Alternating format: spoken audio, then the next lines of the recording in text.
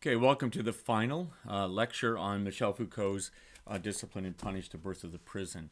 This lecture is going to focus on the last section of part 3 on Panopticism, and then we're going to skim part 4 relatively quickly with a special focus on the carceral. We'll kind of go quickly over the concepts of delinquency, how the penitentiary operates, and so on, normalizing, that kind of thing, but we'll spend most of our time here on the carceral. Okay, so I think let's begin with sort of a reminder of the overall project that Foucault has again. So he's theorizing the sort of genealogy of contemporary power, and in doing it through an analysis of new structures of prisons and punishment, right? And so his argument is that traditional societies were bonded together, or power was exercised, made real in traditional society on the scaffold as a theater of torture and terror, torture for the condemned body of the offender, and terror and trauma for the spectators who watched it, and the ripping apart of that body, seeing that, right, the visual representation of that spectacle meant that it made visible the power of the sovereign who was now seen. Right, it was visible there. Okay, there was a kind of a brief period of reform in which a new theory of punishment was worked out, in which the spectacle of torture and terror was replaced with a kind of reasonable, rational depiction of the law as a system of coded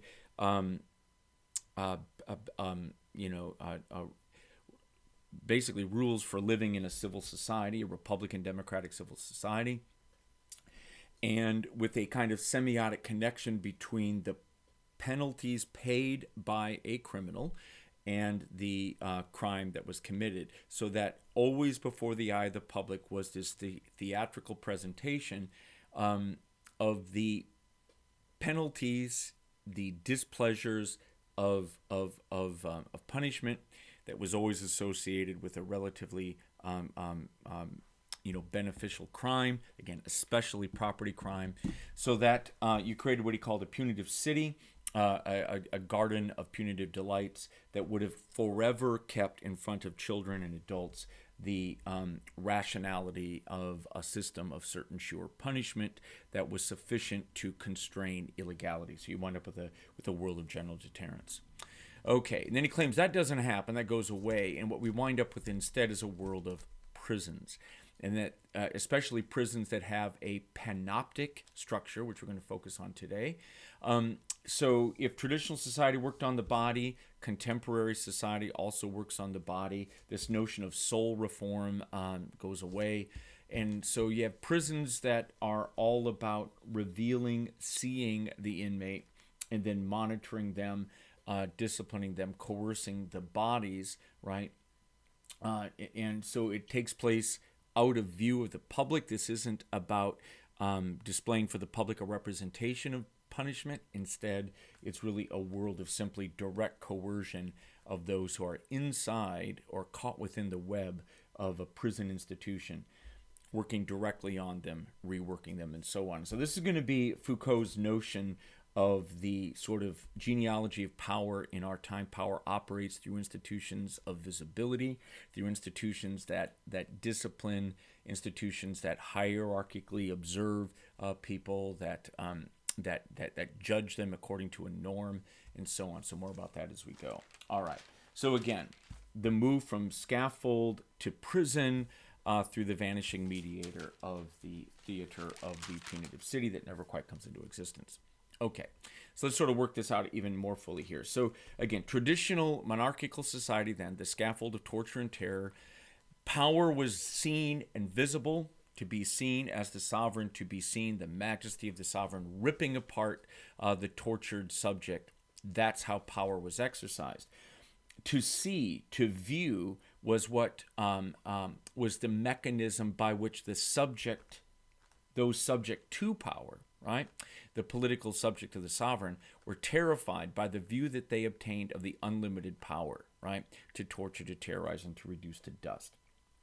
So the power of the sovereign, right? Ultimately, it's hard to see the power of a king. If you look at someone like Prince Charles or the Queen of England, you really don't see someone with an immense amount of power who can rip inmates apart.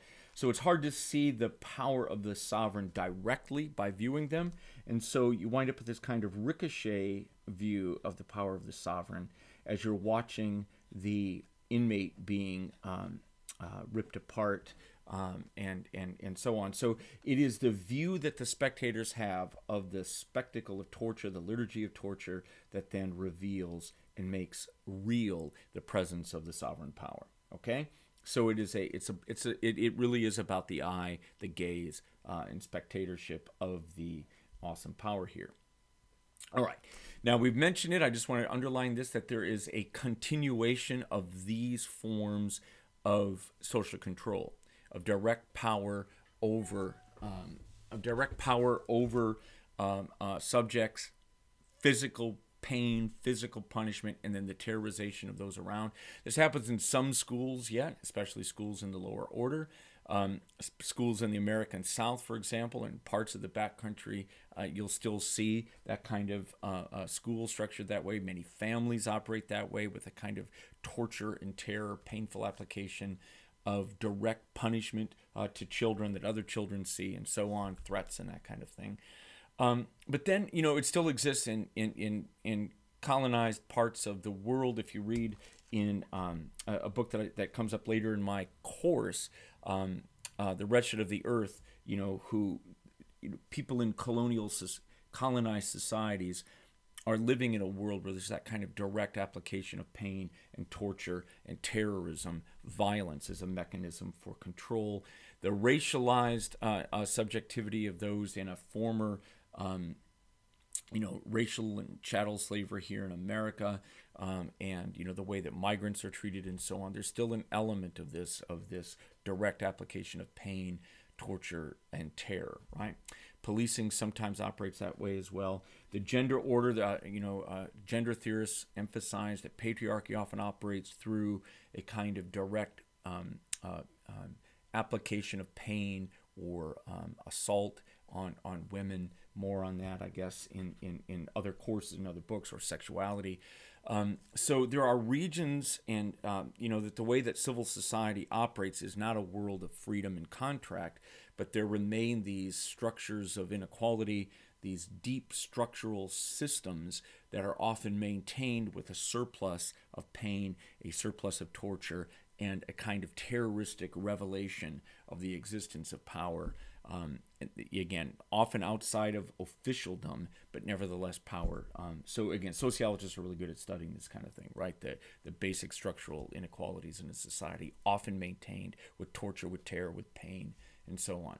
So this doesn't go away. That's the point. And Foucault never says it really does, but I just want to underscore that this world of direct application of pain to a body that's viewed by others in a spectacle of terror doesn't go away. Okay, it's still there. However, in this last section now, he's really not dealing with traditional monarchical power, but power as it operates in modern, really even in postmodern society. He references this as a disciplinary society, with the prison as sort of the arc institution. The visible, instead of the scaffold, you have the prison, especially prisons that are structured as a Panopticon or Panopticism. More on that in just a moment. There's strict discipline that emerges within the prison, and then that spreads out into disciplinary society that depends upon hierarchical observation, a gaze, normalizing judgment, and the examination of written records as a way to grab hold of the subject, not just as a person who violated a law in the past, but as someone who is deviant or delinquent in some way, and who's abnormal in some way, and who must be sort of globally, biographically comprehended and understood in a system of power knowledge, in order not just to correct the one offense and to pay for the one offense, but to begin to really fundamentally reform and reconstruct the abnormality of the subject, often not through the soul, but directly through, again, coercion on the body. So, the Panopticon, then we're going to talk more about this, that this is the sort of the arch structure of the architectural structure of the modern and postmodern world. In the postmodern world, the actual bricks and mortar don't have to be built. You wind up with a kind of a technologically delivered panopticon, or panopticism that operates through cell phones and other things. More on that as we go. So in the modern era, you build all these institutions of disciplinary control and coercion, actual prisons, actual schools, and so on. In the postmodern world, these techniques escape the buildings and become, again, wispy thin, electronically ignited, information technology and so on is the mechanism, the digital world that winds up ensnaring people in worlds of hierarchical observation, normalizing judgment, in all kinds of written records, or at least digitized records. Okay, so in our time, again, this is going to be a big part of the section today. Power, knowledge, power. That power, knowledge is a kind of matrix, and that, again, once you're inside of the Panopticon, power does not reside in seeing. Instead, so those who are seen, who are viewed, who are judged against a norm, are those who are subject to power, the powerless, really, those without power, those who are being ensnared by this technological system. And those who actually see and view are those with power. So again, it's a specular inversion of the traditional world. The traditional world, the king that was seen, the prisoner that was seen being tortured, that is, again, it is seeing, being seen. That's the nature of power. And then in a modern and postmodern world, power becomes linked to seeing, to viewing, to knowing. All right? So the person subject to power is known, is visible, right? Is judged. So you're coerced into normative compliance by inexorable, unrelenting gaze and a disciplinary technical apparatus that never lets go of the subject.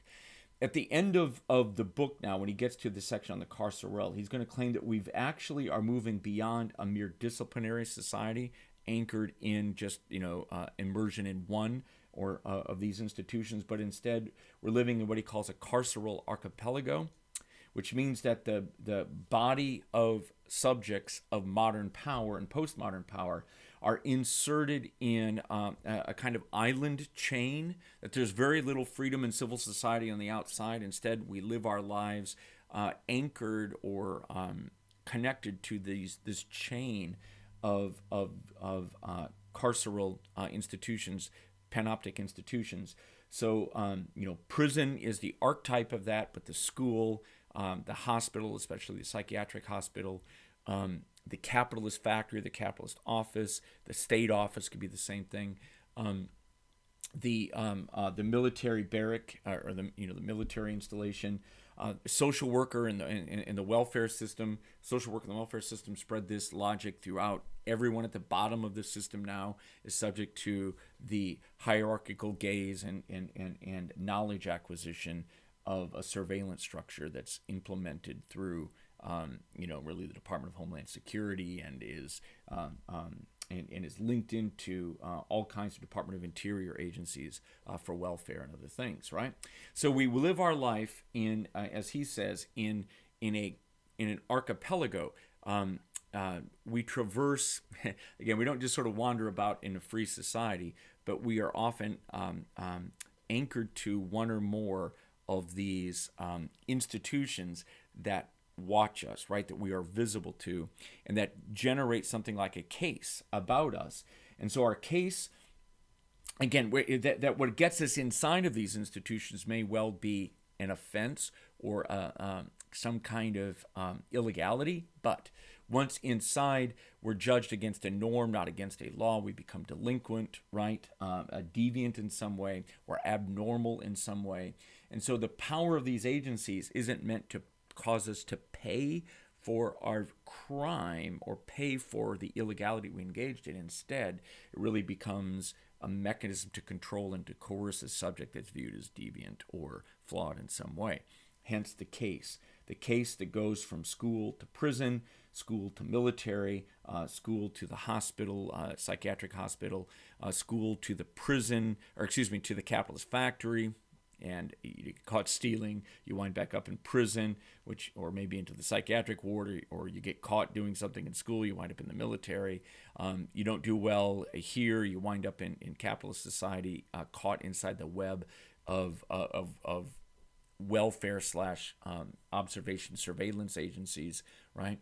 And so you're kind of just passed off back and forth as a case, handed, and even simultaneously interpenetrated by case files in all of these different agencies, right? And that all of this, by the way, operates more or less outside the law. This isn't about breaking law. It's really about normative compliance, right? And reshaping a delinquent character.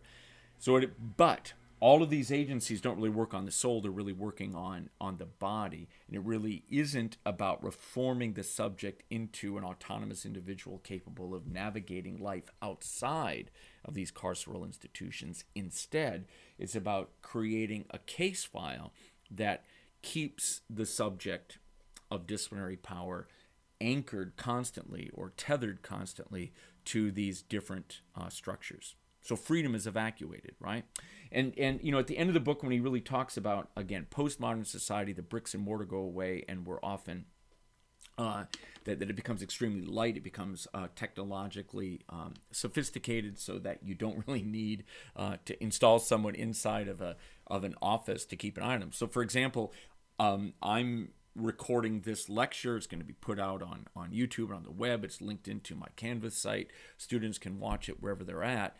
And despite not actually being co-present within a bricks and mortar institution, I nevertheless am able to observe the performance of students in some ways more thoroughly than I might be able to do in face-to-face interaction. Is really strange, by the way. Canvas, the learning management system that Iowa State uses, allows me to see every time a student interacts with Canvas, when they log on, when they log off, what they've done while they're there.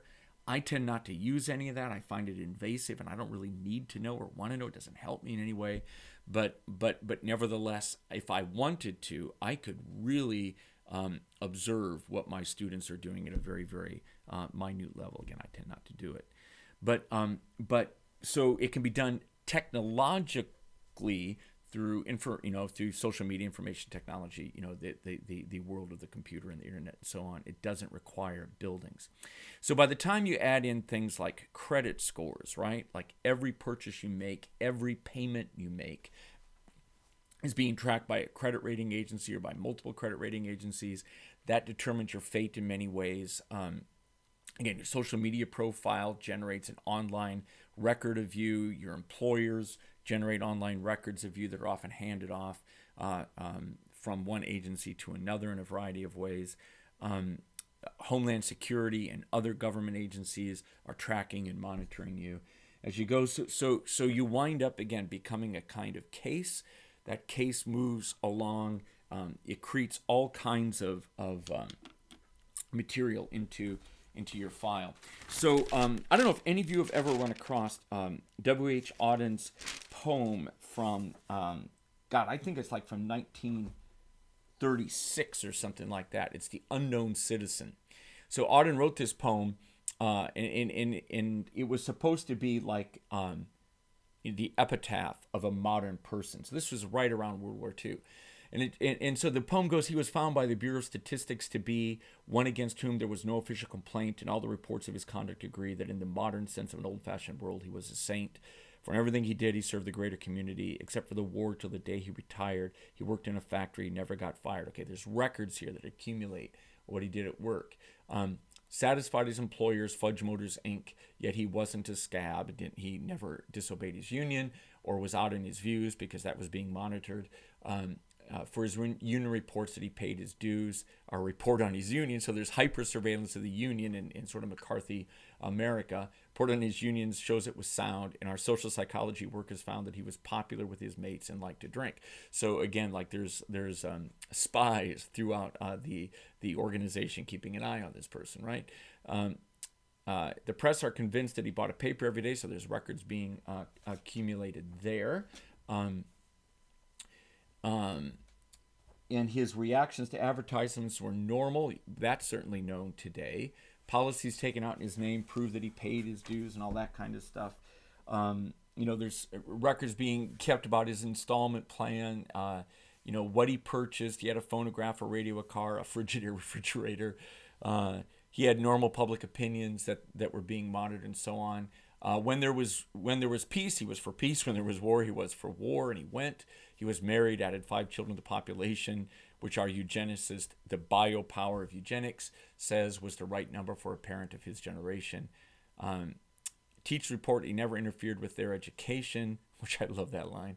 Was he free? Was he happy? The question is absurd. Had anything been wrong, we should certainly have heard. So I just love, so there's W.H. Auden's old poem that makes the point already then that we were caught in a kind of carceral archipelago, that the files and records that accumulated in many ways were more consequential for the individual than the normal things that wind up on our epitaph, right? Okay, so that's what that's what Foucault is up to here. All right. Just to point out here, just to get it over, In the Shadow of the Poorhouse, The Social History of Welfare in America, Michael Katz. The American welfare system was uncomfortable for a variety of reasons with building. It's just been, we have kind of a mess here in America when it comes to social welfare, a kind of haphazard, stitched together system. Poorhouses were often workhouses, flop houses, that kind of thing. But when we go into something like what's called outdoor relief, where we pay people money to stay outside of total institutions, it almost always has regulations attached to it, so that truly poor people in America are regulated and controlled, right? I just kind of wanted to get that point out there. So the way that we do poor relief in America tends to regulate and control them. There we go. Regulating the poor, Pivot and Cloward, right? So welfare doesn't just assist people, but it often, again, divides them, classifies them, and keeps them under wraps, and actually forces them back in to the capitalist workforce, usually as quickly as possible. Okay, let's do some images before we begin walking through the text systematically. Again, I'm hot here. Sorry about that. Okay, so I showed you this image last time. This is Robert Miner's 1916 cartoon of the perfect soldier, right? The perfect soldier is the one who is docile and responds because of discipline training, right? And so this becomes then a kind of model that Foucault winds up arguing that the disciplinary techniques that were sort of perfected initially in militaries wind up becoming part of the prison apparatus, the penitentiary apparatus, and then the social control apparatus everywhere. We talked about that last time. Okay, here's some images of docile bodies. So this is walking lockstep in Sing Sing. I have a number of images of this. So the idea was often the legs are actually chained together. Here they're not chained together, but they often are. And the prisoners are walking in a way, again, touching each other, moving as a unit, unable to move independently or autonomously. And so the prison and disciplinary institutions reduce your movements down to something that is controlled by the machine itself rather than something that you're doing on your own. So it doesn't foster autonomous movement, and instead keeps you linked in, controlled, disciplined, docile, that kind of thing. Here's docile bodies among children in a boys' reformatory somewhere in England, right? And it doesn't matter if this is a welfare agency for helping indigent or beggar boys, or if it's in a system for prison for delinquent boys. It's the same kind of structure here. So the children are walking again, in a docile way, right? They're not walking independently. We talked about this one last time. I tried to emphasize the solo nature of this, the solitary nature. But again, you're walking, holding onto a rope so that you're not moving independently, but docile. So that the system itself, you can tell if you fall behind, you're going to be pushed by the people behind you. Those who are supervising are able to quickly see those who are not conforming and moving in a disciplined way, right? So this system that Foucault is writing about here becomes really important. Last time we talked about Quaker workhouses, and I just wanted to say that much of what Foucault writes about prisons and penitentiaries is relevant here. In that, again, you see people arrayed in clear lines. If they're out of line, if they're deviating, if they're not obeying the norm in some way, they're going to stand out in sharp relief. So putting the bodies of inmates in neat rows like this allows for classification and for very efficient monitoring and control, right? Okay. This is again, all this stuff is so easy to find anymore on the internet. It wasn't available just even a decade ago, but this is a contemporaneous satire of a workhouse in which, whoever drew this image recognized that poorhouses or workhouses under the poor law aren't actually meant to help poor people, but are meant to discipline them, even punish them, and drive them back out into the workforce. So you actually have torture, physical torture back here, people being hung, and so on. You've got beatings here, whipping going on, but the main idea, and then you can kind of see how work itself is being organized. The idea is that you're building in work habits. It's all about reforming people, not for, again, full participation as a member of civil society, as a bourgeois member of society. Instead, it's building in the habits of work and docility, so that you'll listen to a supervisor or a manager and will work all day at some sort of disciplined task, which is, again, we used this image last time, but that's what's going on here with this Occam work here, right? There's exercise in the technical sense going on back there with the working on the treadmill. But those who are installed in these Occam workstations, again, they're building the habits and discipline of work so you can move directly from this facility out into a capitalist workplace, right? And so on. Again, this is a really uncomfortable image of girls in a workhouse setting / a factory setting. It almost doesn't matter, right? In fact, I can't remember if this is a factory or if this is an image of a workhouse. It doesn't matter. It's the same thing, right? And that's sort of Foucault's point, that wherever you get the prison, that disciplinary apparatus arising in capital, it winds up penetrating all of the major institutions of life. So again, a kind of arraying people in a kind of systematic way where they're exposed to the hierarchical judgment and gaze of a few supervisors, right? And where it can be they can easily be checked and monitored and so on. So you're not really building autonomous subjects here capable of navigating all of the vicissitudes of everyday life. Instead, you're building people whose bodies are docile and will take orders and commands, and just like Robert Miner's soldier will do as they're told.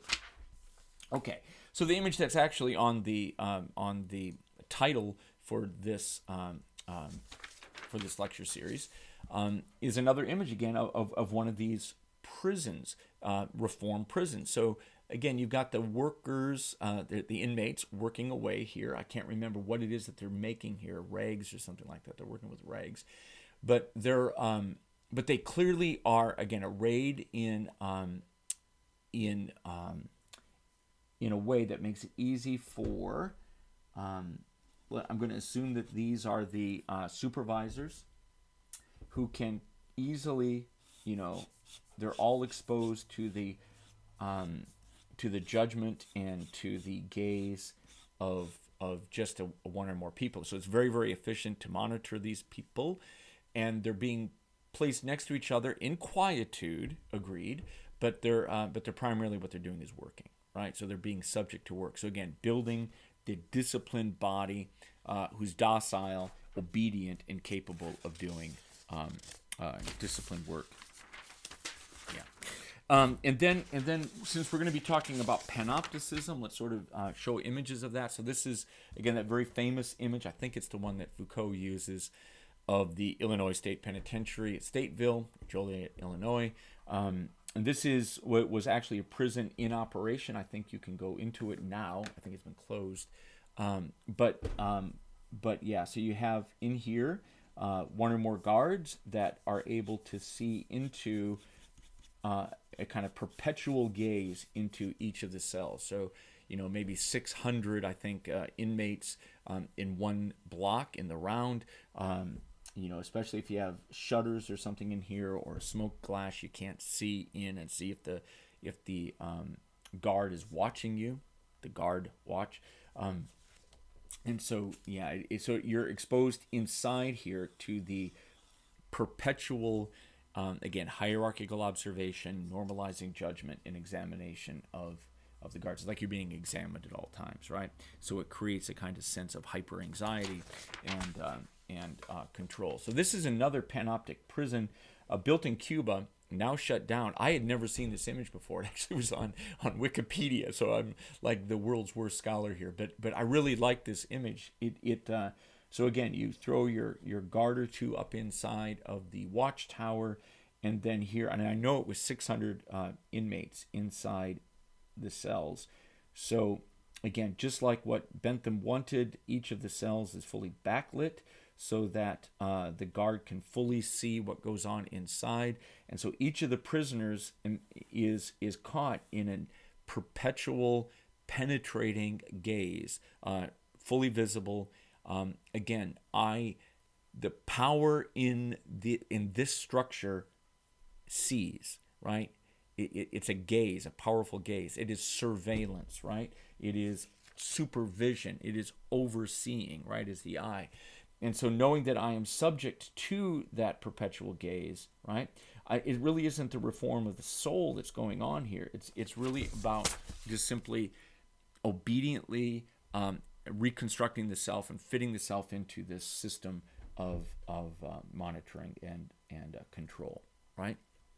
So again, unlike the scaffold where the power came from being seen, here the power comes through seeing.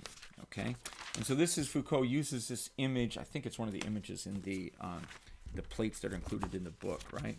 Yeah, and it was Stateville Prison that's in there as well. Yeah, so he's got there's a prison in France. Yeah, here's this image from 1840 from a plan for a penitentiary. Prisoner in a cell kneeling in prayer before the central inspection tower. Yeah. So there's the effect of the panoptic system upon the subject, right? It is one of submission, obedience, docility. It's an inexorable gaze, right? Who's ever in that tower can always see what you're doing. Therefore, you are no longer in control of the self. The self is something that is fully subject to the power and the hierarchical judgment, the hierarchical observation, normalizing judgment, and examination of the disciplinary system. Okay, so if you go through the other plates, there's a reformatory at Mettray, which he talks about in the section on the carceral, which is really important. So this is sort of a globalizing, like the most thoroughly developed sort of panoptic system that he knew of. Here's the lecture on the evils of alcoholism, which I just love, in the auditorium of the Frez prison. But again, isolation, observation going on here. Here's this notion of correction, orthopedics and correction. So you're not, the goal isn't to work on the soul, it's simply to bring the orthopedically bringing the body into alignment, so that the carceral system really works on the body, not the soul, in the same way that, again, the average proletariat engaged in wage labor, we're not really worried that much about the soul or about the thoughts. The planning is being done by management. What we really need is someone to to execute managerial plans. Okay. Yeah. So okay, so there we are. So now we will formally walk through the rest of the book. So here's Panopticism. So on page 195, he opens his chapter on Panopticism with the contrast between the leper and which is sort of the Lazar house, right? The house of leprosy. He's really referring back to his book Madison's Civilization, History of Insanity in the Age of Reason. And in this book, he makes the claim, basically, that civilization is generated by the confinement, the great confinement of the mad. So the way that you create a kind of purified community of reason is by taking those who are unreasonable and putting them in a madhouse somewhere, defining them as mad. Or the way that you protect a community from leprosy is to take the leper and to put them in a leper colony, right? And the way that you protect a community of workers and proletariat and businesses from an onslaught of the poor is to take those who are idle and to throw them in a workhouse, right? So that we on the outside are protected from this example of vagrancy and so on, right? So that's the book, The Great Confinement. So he says, the way that society responded to leprosy was to confine the leper, again, through the Great Confinement. You reject, exclude, you exile the leper, you separate them out to protect the pure community from contamination, right?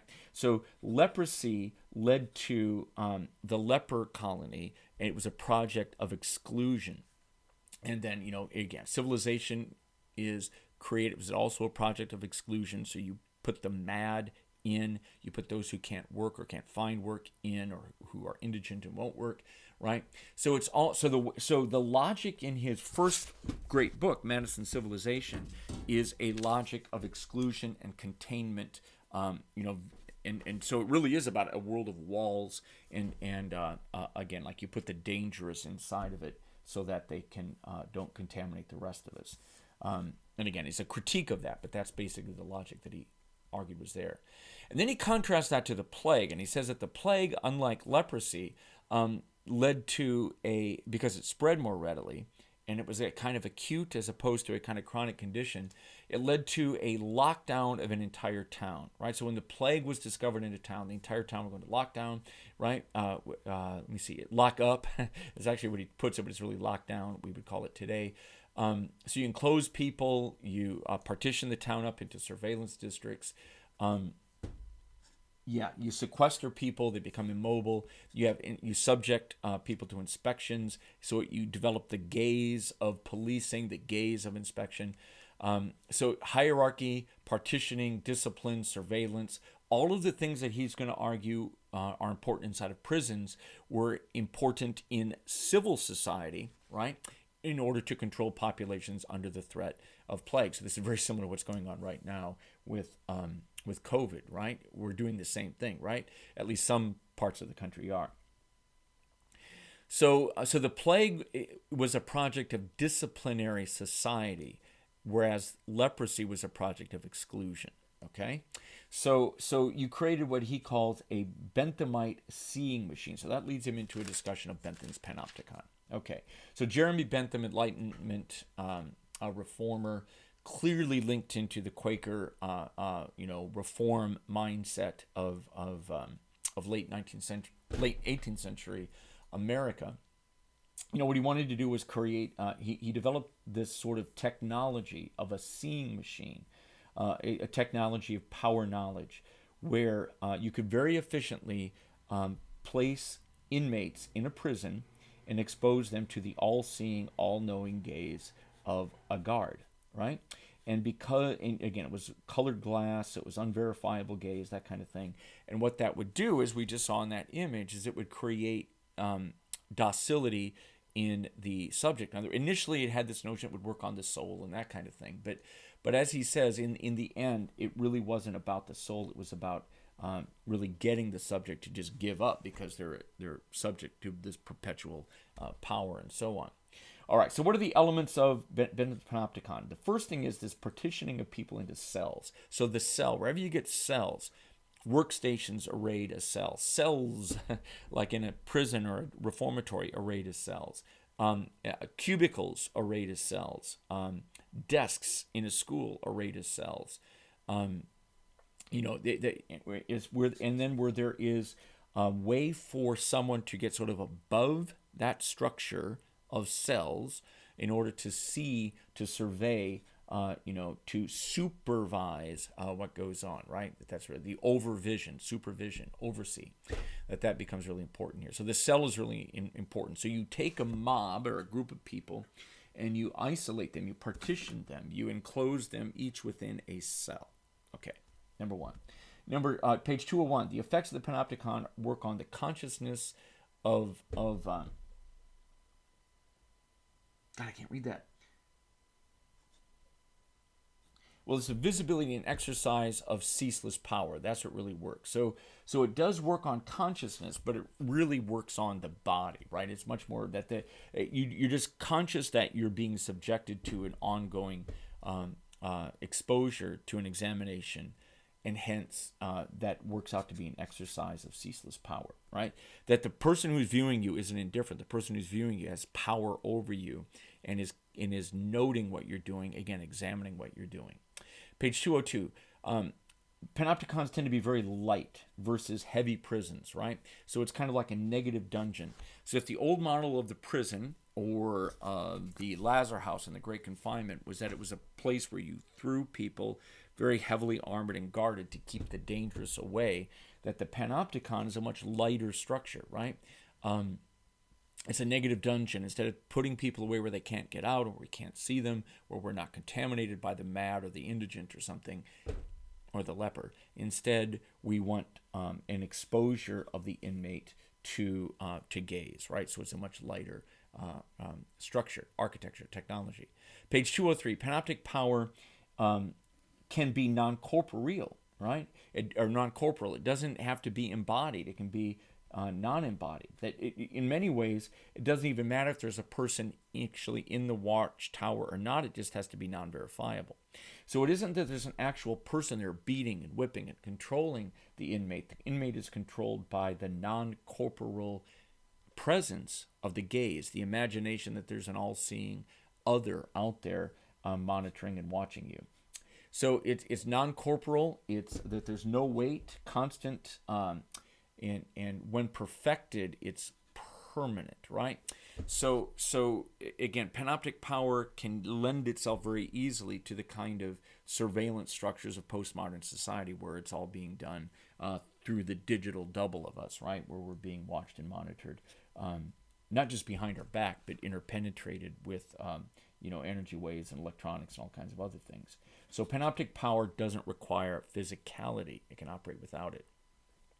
Page 204. The Panopticon, then, is a laboratory. Hang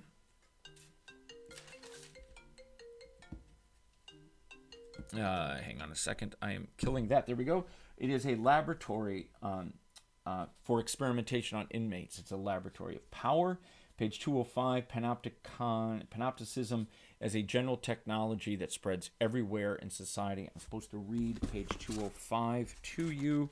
Not in that book, of course, in this book, page 205.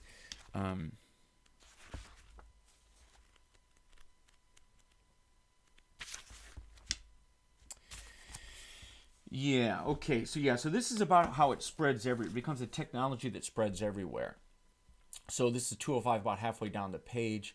So it's presents a cruel, ingenious eye.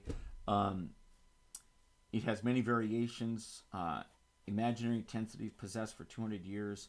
It's not a dream building. It's a diagram of a mechanism of power, an ideal form that can go anywhere. It's a pure architectural system, true. Optical system, true. But anyway, it can spread everywhere. So it's polyvalent in its applications. It can go and be used in many places. It serves to reform prisoners, but also to treat patients, to instruct school children, to confine the insane, to supervise workers, to put beggars and idlers to work. A type of location of bodies in space, a distribution of individuals in relation to one another, of hierarchical organization, of disposition, of centers and channels of power, right? And so whenever one is dealing with a multiplicity of individuals on whom a task or a particular form of behavior must be imposed, the panoptic schema may be used, okay? So it becomes a totalizing institution. It transforms other regions of life into that. So I just love this. Whatever the surplus is that an aggregate of human beings is meant to create, that surplus is maximized with panopticism. So it becomes one of the technologies of capital. Okay? All right. Yeah. There it is. Page 206. Panopticism maximizes surplus power. Page 208, Panopticism inverts the optics of power, right? In traditional society, again, the king's body or the body of the condemned subject was being seen was the source of power, whereas in Panopticism, it is the body of the lower classes who are subject to the power, who are encased within a panoptic system, right? So it inverts the optics. It is not gazing up at the powerful, it's gazing down at the powerless, right? And being seen is not a source of power. Being seen means you are subject to power, whereas up here, being seen is a source of power. Okay, page 209. Panopticism not only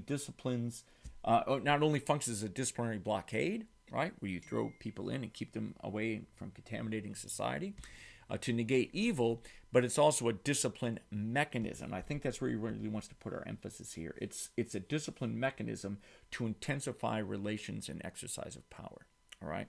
So that means that this is really a machinery, right, and an incredible innovation and that once generated reconstructs much of the modern world. So page 209 on Disciplinary Society.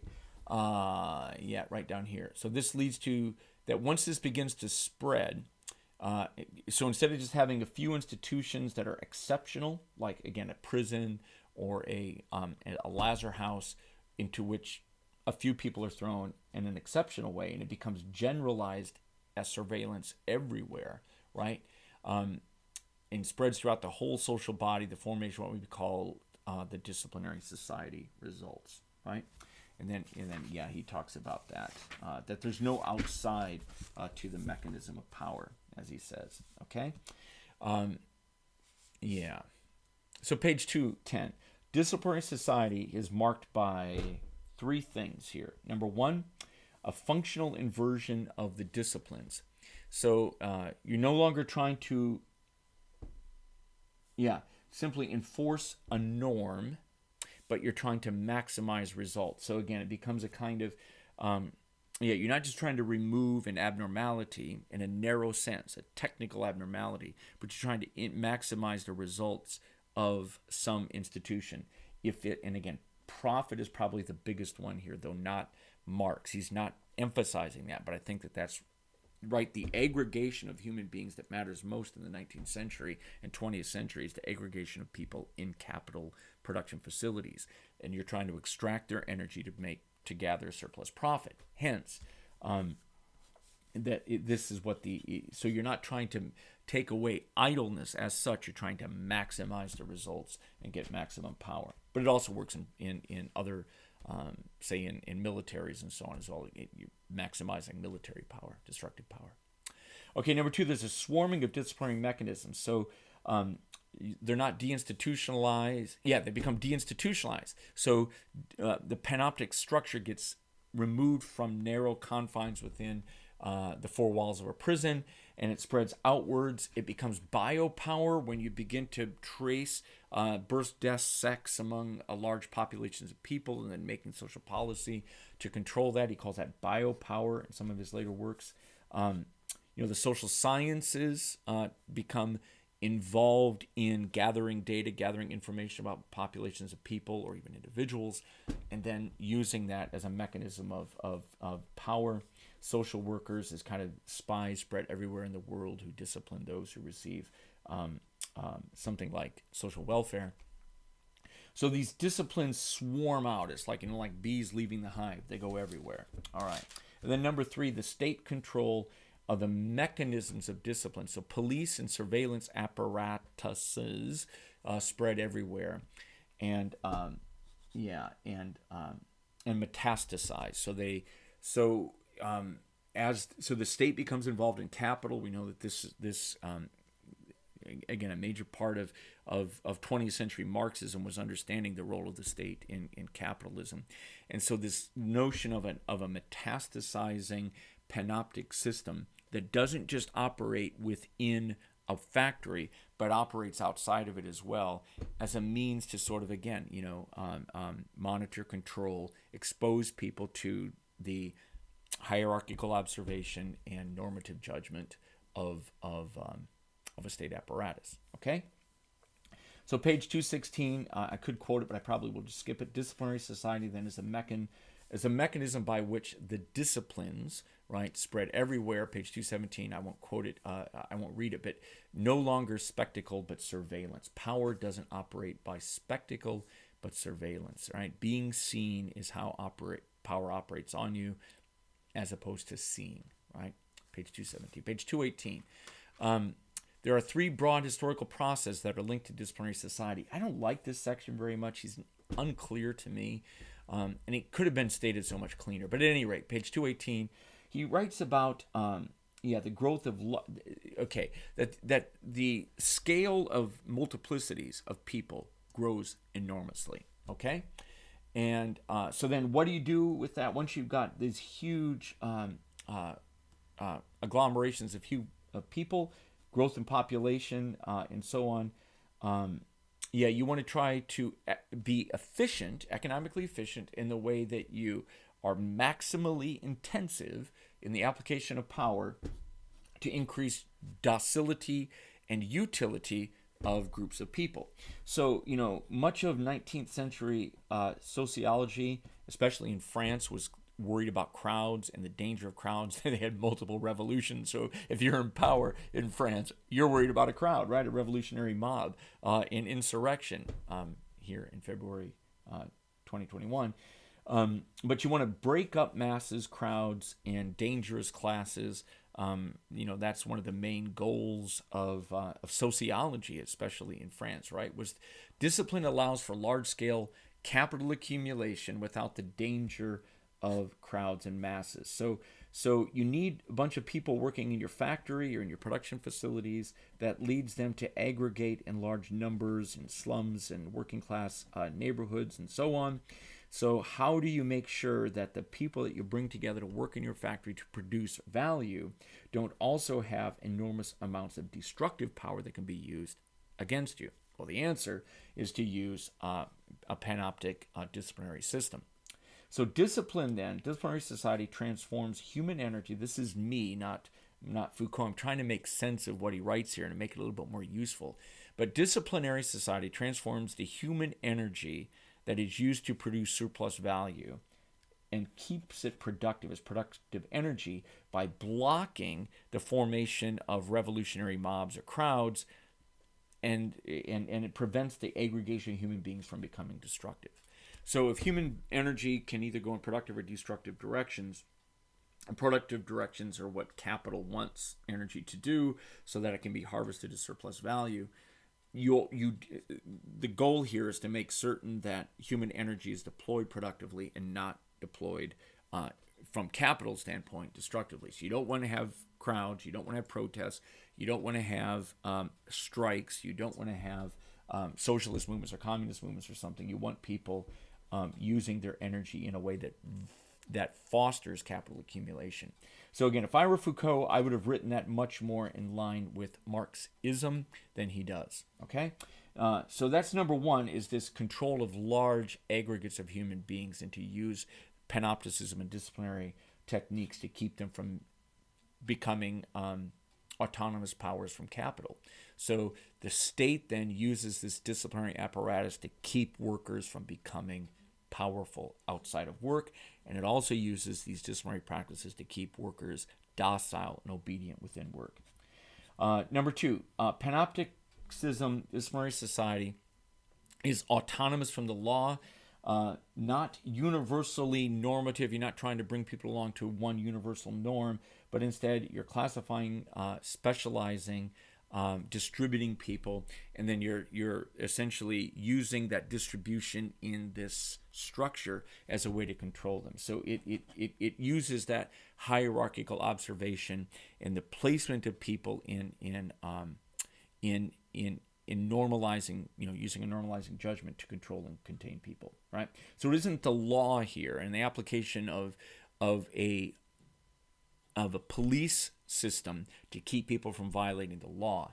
Instead, it's using panoptic apparatuses to distribute people into different cells and positions with different norms, and then to use that to classify and control them. Number 3, there's a circular reinforcement of panoptic power, such that the increased power of a panoptic structure leads to increased knowledge. The increased knowledge leads to increased power. Increased discipline of knowledge, social science, and so on, criminology. The more that increases in power, the more that gives power to disciplinary institutions. So there's a kind of, positive feedback loop between the size and scale and effectiveness of panoptic institutions and the growth of the social science and other sort of knowledge disciplines. So as knowledge increases, you get more power. As panopticism increases, you get more power. You get that power knowledge nexus growing rapidly. Okay, so let's switch now. Just really fast, the next couple of chapters, I find they're good. Yeah, so let's just end this, page 228. Is it surprising then that prisons resemble factory schools, barracks, hospitals, which all resemble prisons? So again, I mentioned that earlier. All right. So in the next section then on prison, it opens with complete and austere institutions. I think in this section, for my purpose, where I'm not really that interested, in another course I teach, where do I have it here? I teach History of Sexuality, Volume 1. In another course. So here he's dealing more with being defined as basically a delinquent or an abnormal person, a case, and then having power knowledge grab hold of you in multiple sides. So he deals with some of the issues that are outlined in this book, in these sections, more fully here in the History of Sexuality, Volume 1, and probably even more fully in The Birth of the Clinic. All right. Okay. So let's just skip some of it and let's just emphasize what he writes about on 248, which is where he really outlines the penitentiary. So really fast, the penitentiary is sort of the combination of a prison structure and a disciplinary apparatus, right? So that's the penitentiary. It uses a cell, but you can also have a workshop or a hospital that combines these elements as well, the penitentiary model, right? So the prison coupled with disciplinary apparatus like the Panopticism. And that spreads everywhere. So he claims that, and this is important, that Panopticism doesn't just observe and survey immediate activity, but it also accumulates knowledge of the inmate, right? So you become subject to permanent observation. You get these large files. Activity gets recorded, and then it's both surveillance and observation, security and knowledge, individualization and totalization, isolation and transparency. All these antinomies in it. But he thinks what's important is that you wind up becoming, you generate what he calls a body of knowledge, right? That controls you, again, here's knowledge again, that controls you as a delinquent. So that's, again, page 251 is really, he really outlines this idea of the delinquent. So the delinquent is different from the offender in that it's really characterological, right? So you're not really trying to just sort of exact payment from an offender. You're creating a kind of global biographical characterization of their personality, of the way that they work and so on, the way that they're abnormal, and that becomes a delinquent. So to him, again, this is really laid out in great detail in the History of Sexuality, Volume 1, that being a delinquent is different from being an offender because everything about the self becomes looped back onto the self. And then you become a case, and then it's very easy for a delinquent then, because the prison structure or the penitentiary structure or the disciplinary structure is distinct from the law, once you're inside of it as a delinquent, right, you no longer just have an end date where you've paid your penalty. Instead, you are permanently processed by a disciplinary system, whereas a delinquent, you're handed off over and over again to different agencies. Okay? So I think that handles that. Yeah. So that's where criminology comes from, a kind of theory of crime, a theory of delinquency, and so on. In the next section called illegalities and delinquency, I'm trying to think what really needs to be talked about. It's the same sort of thing again, where he's really emphasizing. I think where that ends here is sort of the that the penitentiary structure, once it emerges, has 7 maxims. So this is page 269 on. I'll just point to them. You can read them yourself. But the principles of correction, in number 1, that's what you're trying to do, is change behavior. So it's much more about the embodied habitual action, the correction, as we saw like in that tree being corrected, than it is about the reform of souls. The principle of classification, that you're the knowledge that's collected about the inmate is used to classify them, and then they proceed in and out of these institutions based upon the classification.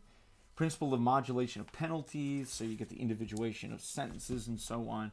Work becomes an obligation and a right. That becomes really important. Education is part of what goes on in there, at least thought of in terms of training. You get technical supervision of detention. And then the handoff to auxiliary institutions. So that becomes really important because you don't really begin to escape the control. So once you're a delinquent, you don't escape the institutions. Once you've sort of served your sentence, you get handed off, and then delinquency becomes a kind of permanent identity, right? Yeah, delinquency passes you off. You get a career, as he says, as a delinquent, where you move in and out of institutions and through institutions outside of the law, right? Much of this is outside of the law. Yeah. Okay, so just to me, I mentioned the Quakers a lot. To me, this section on delinquency and redefining the problem of the character isn't one of that you've committed an act that you're going to pay a penalty for, or you that we're going to reform your soul and return you as a child of God back out into civil society. This is much more a kind of Puritan notion that if you're bad to the bone. If you're bad, you are always one of the damned or one of the condemned or something like that, and therefore you really are someone that we need to create a file on and to monitor and control. This really was a Puritan notion of how you deal with the damned. The damned are dangerous and they need to be controlled, right? And so, to me, this is very Puritan, the way that this plays out. Okay, and 293 on then is the section on the carceral. It's the last section of the book. So he writes here about the completion of what he calls the carceral archipelago, right? So that's that idea that I tried to depict earlier, if I can find the image again, of a movement through different institutions, that the swarming of Panopticism as a disciplinary apparatus leads to, of course I'm not going to be able to find it,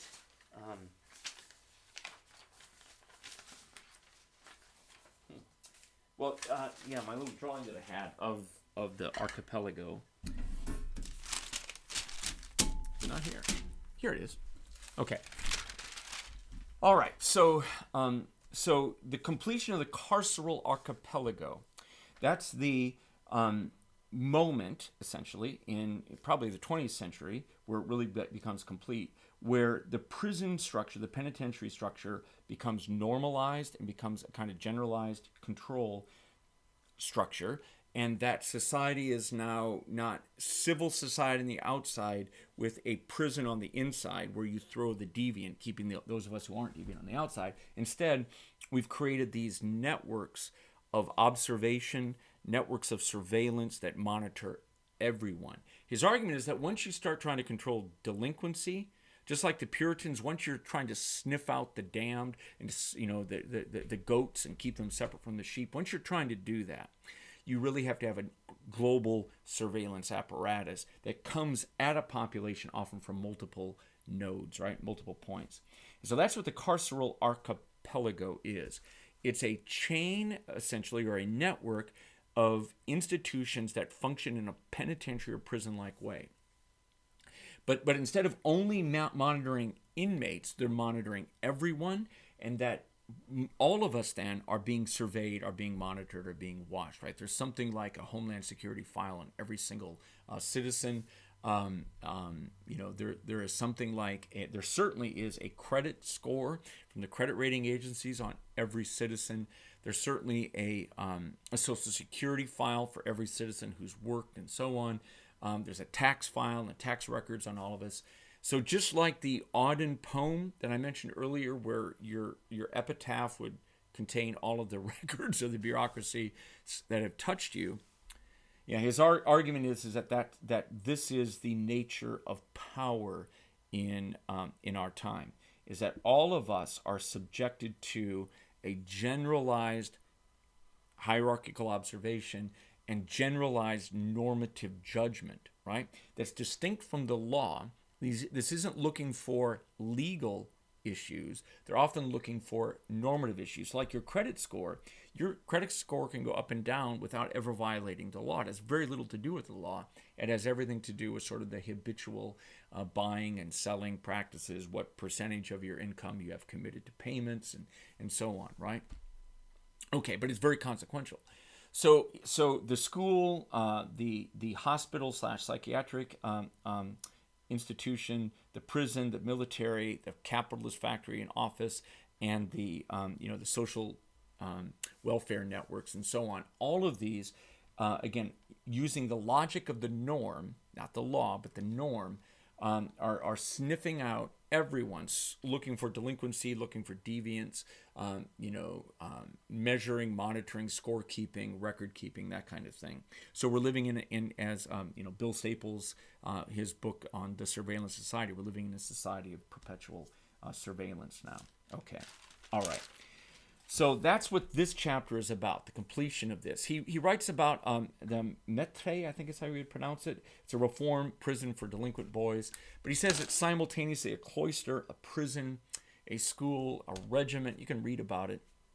That the inmates organized into families and armies and workshops and schools. Solitary confinement wasn't a source of punishment, or it was. Yes, it was it was the only source of punishment, and when you did it, you were placed in a cell that had the words "God sees you" on the wall. So I guess if there were and if this doesn't signify Puritanism, I don't know what does, but the logic is that you are seen, you are always seen. Some power always sees you, God sees you, and the hierarchical observation always sees you. Okay, so you get the complete and total re-engineering of the individual through training and discipline. A lot of this is paraphrased from the book.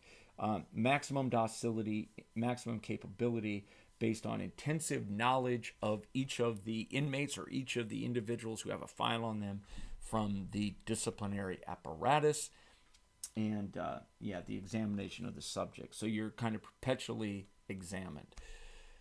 Okay, so they taught inmates the art of power relations. Oh, yeah. This is what he thought was important, is that if you're an inmate in Maître, by the time you were done, you were taught the logic of the Panopticism. So it became a school to teach pure discipline, right? The science of discipline. So if you were in this school, before you got out, you were taught how to create a panoptic system to monitor and to normalize and to do unto others as has been done unto you. So page 297, again, the carceral archipelago is defined. The threat of delinquency leads to penitentiary techniques, confinement and control across the entire, all regions of society. I can read about that on 297 to 298. I won't read it, but I'll at least point to you where he has this kind of handy list of just how far it goes. So you wind up with agricultural sections, colonies for the poor, abandoned children, almshouses for young female offenders, poor innocent girls are placed into institutions to correct their precocious perversity. I guess they were sexual too early. Or for poor girls found on the doorsteps of hospitals, penal colonies for minors, blah, blah, blah. agricultural work, hard labor, blah, blah, blah. I'm trying to go here. Indigent children wind up in orphanages. There were institutions set up for apprentices for children who needed them, factory convents, and so on. So it just goes on and on and on. All of these institutions, charitable and otherwise, practiced surveillance, creating workers' estates that practice surveillance, lodging houses that practice surveillance. So there it is. The penitentiary system, the carceral network, reaches all the mechanisms that function throughout society. Yeah.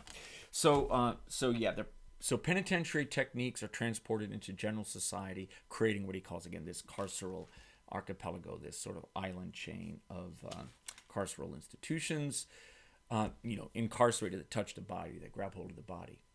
So again, the penitentiary techniques then include the following qualities. You pass from one institution to another with the same techniques, the same records, the same capacity to define anomalies and difference as delinquency or deviance, right? Number two, he claims that these institutions recruit major delinquents who will have what he calls disciplinary careers. So in the earlier chapters that we didn't talk about much, he talks about one of the critiques of the penitentiary in the prison system is it doesn't reform the character, it doesn't reform, there's often recidivism. And the argument that he makes is, look, if you do this right, you actually want people to not be capable of leaving disciplinary institutions, because that's what prisons are, it's what factories are, it's what schools are, and so on. So you can have a disciplinary career where you're leaving one incarceration cell and moving to another one, and the case follows you. Go from incarceration to incarceration with the case following you. So there's no outside to the Panopticism, to this disciplinary society, to the archipelago. There's no outside. There is no civil society outside of it. It saves everything, all of your acts, and creates delinquents then who are processed over and over and differentially by these different systems.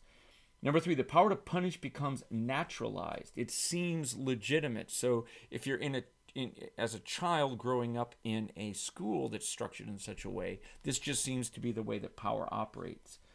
Yeah, it lowers the threshold to being ensnared in the system, and the continuity of carceral knowledge then follows one through life. There's very little differences between prison and its alternatives, such as the mental health hospital, the reformatory, or the military, or the school, or the factory, that they're all about the same. And that kind of indifference, again, you just want basically people subject to obedience, subject to docility. And again, to me, he should have really hammered that this is what capital wants. Capital wants wage laborers who don't pursue autonomous individuality, but instead allow themselves to be installed within a panoptic system and have their energy removed from them as wage laborers. So to me, again, the logic of capital should have been drawn out more here than it was. Number four, the norm replaces the law. The teacher judge, doctor judge, social worker judge determine your fate outside the law. It isn't about the law, so you can get fired without ever violating the law. You can be subject to, you can be placed inside of a psychiatric institution without ever violating the law. You can get written up by a social worker without ever violating the law. It's about the norm and the variation from the norm. So it's your case as a delinquent that matters. Number five, you wind up with inquisitions, examinations with judgment. Rendered everywhere, right, across the system. And the lower you are in the system, the more you're subject to that versus those who are higher. So the prison becomes a kind of central institution, and it's hard to read there. It's a kind of meta-structure that winds up everywhere in the system. So that's where it kind of ends. I was going to I really encourage you to read the last few pages. It's all about the growth of disciplinary networks. Again, this is written in the mid-70s, so just think how much more powerful these are now with the technology that we have now.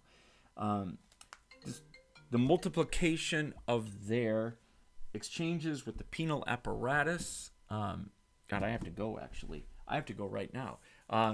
We have to end it. I hope this was useful to you. Thanks.